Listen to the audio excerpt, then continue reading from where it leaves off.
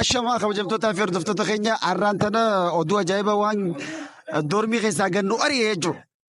Rifaaduudhaan horiin lubbuun nuti dhufte hono ala ajajjatutu irra egaa du'aayi nu godha.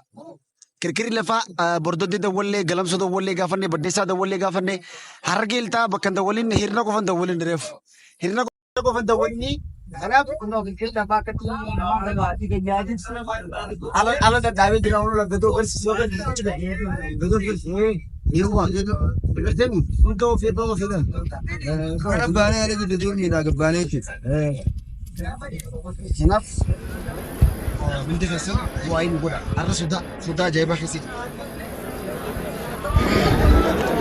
Egaa haala kanaan ala jirra. Sababa maaliitiin kirkirri lafaati jechuudha. Kirkirri lafaa yeroo nammaan tanaa yeroo roobaati. Yeroo roobaa tana immoo namuutu if eeguu qabu. Keessaafuu halkan danaa kana waan hirribni nu qabu natti fakkaatu fa'aa jechuudha. Hirribni nu qabu. Kanaaf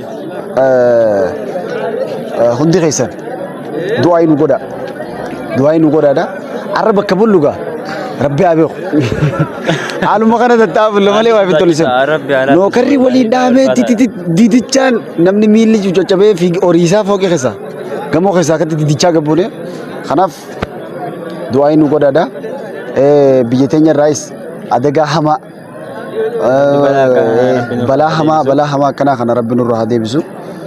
Hundi keessan bakkuma jirtanii du'aayi nu godha. Nagaan nu tura.